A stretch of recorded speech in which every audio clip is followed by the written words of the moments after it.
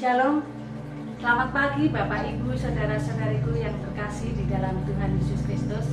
Bertemu kembali dengan Embun Surgawi pada pagi hari ini. Mari kita akan merenungkan kebenaran firman Tuhan. Namun sebelumnya kita akan berdoa.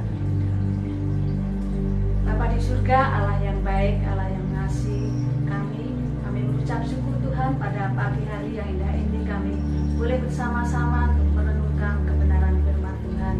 Mari Roh Kudus yang akan memimpin, menguasai hati kami, juga kami semua yang akan mendengarkan firman Tuhan pada pagi hari ini.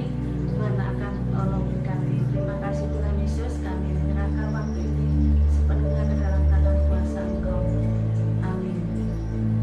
Bapak Ibu yang dikasihi Tuhan, tema firman Tuhan pada pagi hari ini adalah berani melakukan perubahan.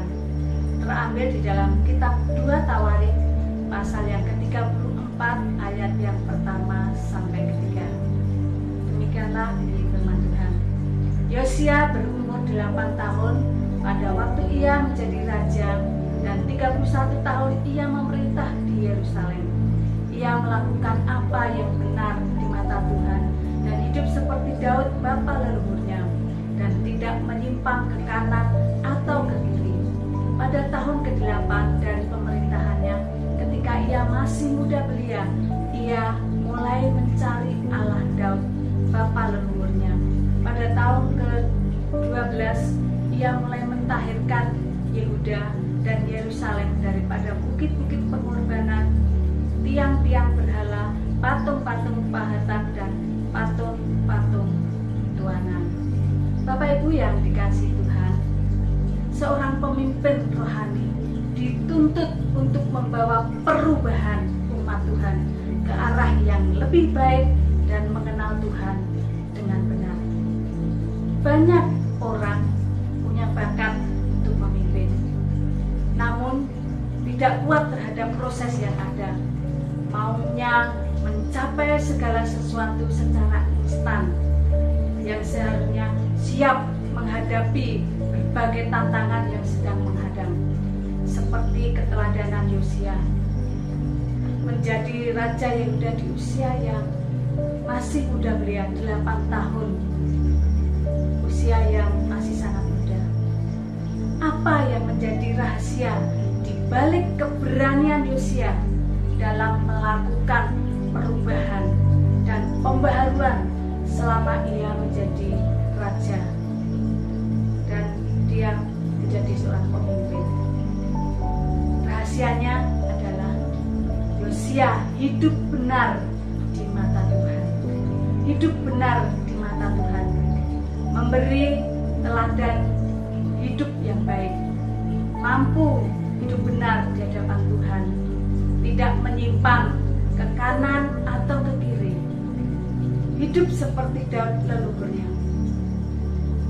Saudaraku yang dikasihi Tuhan, kita harus menjadikan keluarga sebagai tempat untuk memperkenalkan Tuhan sebagai ajarannya.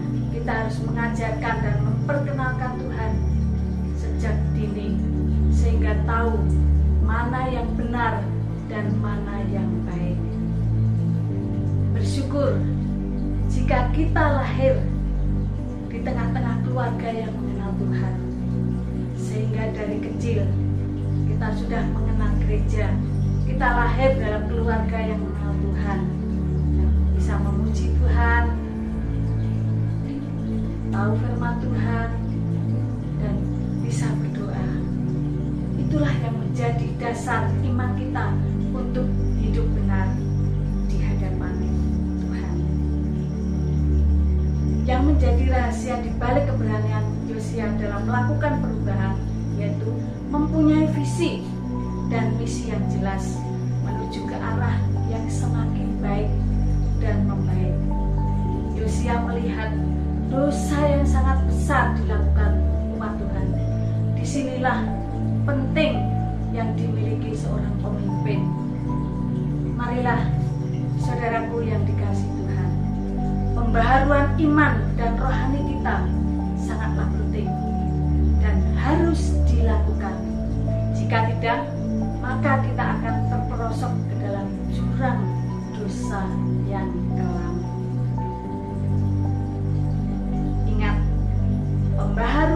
iman dan rohani kita akan terwujud, dimulai dari keluarga yang benar dan mampu memperkenalkan Allah yang benar.